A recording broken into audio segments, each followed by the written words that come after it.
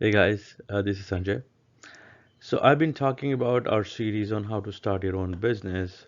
So far, we have covered find a business idea, do market research, and refine your idea, write your business plan, securing finances, funds for your businesses, and then we talked about a few things when we said funds for their businesses. We said self-funding is an option, crowdfunding is an option, small business loans and everything from an option. Now, today's session is taking it to the next three, four pieces of the information.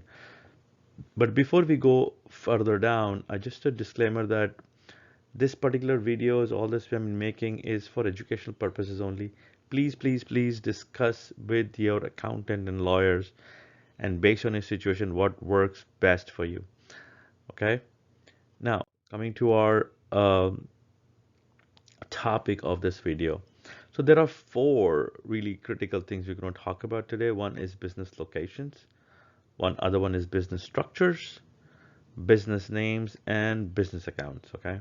So let's start with uh, the business location and location, and that's the one of the very first criteria that where are you going to start your business? Locations mean city, state, local neighborhood. Where is it? What do you want to do? Where do you want to start the business? It's a key decision for your business as location is related to your taxes, laws and regulations. You know that I've seen a lot of majority of the companies do their formation in Delaware because of the tax breaks they get it over there. So taxes are a very important part and the local and state taxes both play a role. So the taxes really are, you need to consider are income taxes, property taxes, sales taxes, corporate taxes. And these taxes are actually dependent on, as I said, city, state, and local neighborhoods, right? Now, and you'll be very careful when you pick up any of these locations. And each of these locations comes with another set of detail, which is benefits or incentives and stuff like that. So the benefits are really when you open a business, if you open a business for a certain category like solar or something like that, or a small farm or whatever, there are state, city, federal level incentives, or you're going to have those incentives available to you. So whenever you're talking about opening a business in a particular state, please talk to your accountant and understand what benefits and incentive you get. That's very important because if you're getting a tax break, for example, if you get uh, uh, because the business you have and you get the better interest rate for business loans, I mean, nothing can beat that because yes, that's a very important part, right? So that's all about locations. The next one in the list is business structures. Now that is also a very key step. You need to know or need to understand that what is your business structure going to be for the company you are trying to open, right? Because every structure every business structure will have tax implications for you, will have personal liability associated with that. So again, get a good accountant or a lawyer if you're not sure what to pick. What we are giving you here, these are not the only ones we have. There are a lot more options we have, but these are the common ones. I just want to bring you up to speed for the common ones. And most commonly, when the small businesses or people open their own work, they normally pick up one of these, right? So if you are comfortable, there are tons of websites which allow you to set up businesses for you. And I have some links below. Just to be in complete transparency, these are affiliate links for those, for the websites. And if you click on them, yes, there are some monetary attached to it for me. So there are business structure you should be aware. Now, what are these business structures? The first one we're going to talk about is sole proprietorship. Now, sole proprietorship meaning that it is owned by one person. It has very high liability because your personal and your business are kind of merged together. If something happens, you personally are liable. Your personal assets and everything are have a high liability in there, and your business taxes and personal taxes are joined together. Yes, this is a very important step. long time back when I opened my first business, I actually did sole proprietorship until I got a better understanding that I need to separate it out. The other one is LLC, limited liability corporations. So this one is for one and more people can join hands in limited liability LLC. And when you open your LLC and your business is running under that, there is low or no personal liability. That means your personal assets and everything are not part of, if in case there is a default or bankruptcy or anything like that comes up, or lawsuits comes up. That's what I'm really talking about, personal liability. So your personal assets will not get included in there. Now, when it comes to taxes, you can do a self-employment taxes or a personal taxes, or you can mix them together. But yeah, I suggest go self-employment if possible. Keep it separate is what I'm thinking. Limited liability partnership. It's limited liability partnership means it's a partnership. It has to have at least two or more. Uh, if it's not structured in a partnership, limited partnership way, then you have a lot more higher liability. But if it's structured the right way, then the liability, then there is no liability there. Now the taxes can be personal, except for limited partners. That means you when you do file the taxes, and if you have the structure is limited partnership structure, then yes, then you're better off versus otherwise you have to go with the personals. Corporation. Now actually there are three type of corporation. I've listed out only two here, but there are three. There are C corp, S corp, and B corp, and each of those you can have. Each of them can have one or more, and the owners not are not personal liable for this one. Also, then these are corporate taxes, all of those, right? In the S corp, the only thing in S corp which is different is that there's a capping that how many people you can have for S corp. That which is it's 100 is the tops. Now the final one is, or not the final one. The final one in this list is non-corporate, non-profit corporations. Now again, one or more people can establish this thing, and owners are not personally liable. And for the taxes, you get a tax exempt in this one. Okay.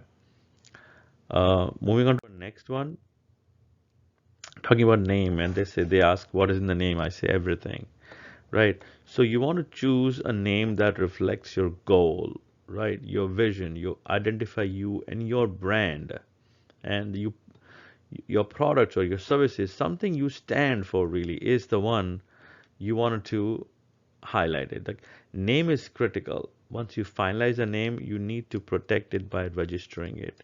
So register that name at the state. Now, normally what happens is whenever you are trying to register the name of the state, if you have given the work to another company, which we talked in the previous slide, then that company and you give the possible names, the company will go back and check for all the possible names combinations available, and they come back with suggestions which you can pick it up.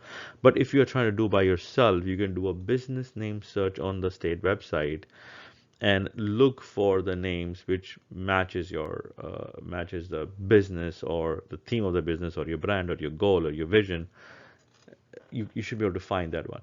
Now the trick here is that whatever you find on a business name, you need to go to a find a get a associated domain names also. Domain name is nothing but a website. If you want to build that website in the future, you need to get the domain names, right? So ideally, I would love that the domain names and your business names are matching, but it's not a mandatory thing. But if you can match it, that'll be awesome.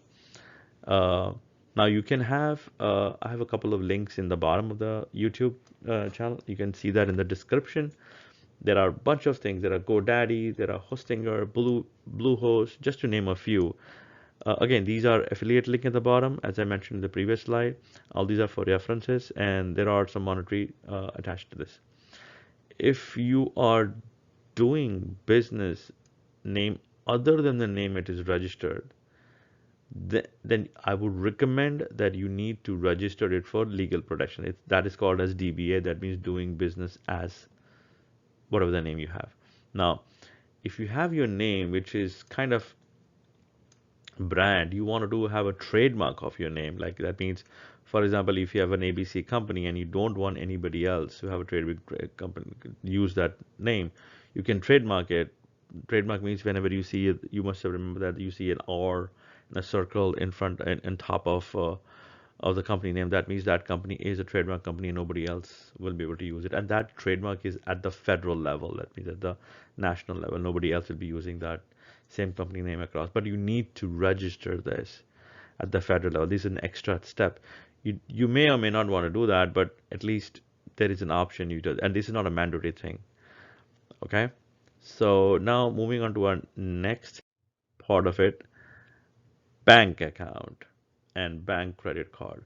So you should open a bank account to operate your business, and it also helps you to be legally compliant. Now, opening a bank account doesn't mean that you should, does mean that you should open your checking, savings, get a business credit card.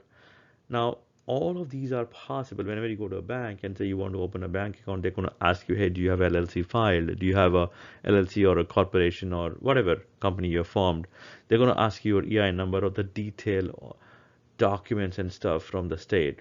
They're going to use that document to create a account for you, right?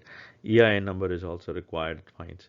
Now, similar things are for the business credit card. They would like to know all your business detail. Now, here's the thing, when you're putting a business credit card, be very careful that the business credit card, and there are both the flavors, I would say, which both flavors, wherein one business credit card is wherein all the what you call it, the transactions or historical data goes to your credit history. Now, if you have opened a business credit card, there are certain credit card companies which put all these historical data onto your personal accounts, but there are other companies, other credit card which actually put it under your business credit cards, right? So now you're looking for those business credit cards which actually are putting all these detail of the transaction or historical information about your payments, non-payments, anything under your business credit. They should not be logging it under your uh, personal account. However, whenever you open an account, they would need your personal IDs like social security and stuff. But that does not mean that they will be logging in or historically non-payment information or historical information will be stored under your credit history. You need to ask that question and clarify that. So now the benefit of that is if all the information of the business credit is going under your business credit history or credit history, then you're actually building your business credit history, which will be helping you in the future to get a better interest, better loan or better interest on the loan against your business. And now you don't have to take the loan under you, like not as a personal loan, as a business loan, which is a better version than doing it under your name. Okay. So the documents normally they need are really the business formation document, ownership agreements, and the business licenses document. All of these documents will be given to you by the state whenever you are kind of open when I do a formation and to create an LLC. Now, if you use a company, which I mentioned a couple of them, there are like few of them. Um, they will provide you all of the details required for you to open an account. All right, guys, that's all we have for today's sessions. I hope these are helpful to you, and I'll see you the next time. Take care. Bye.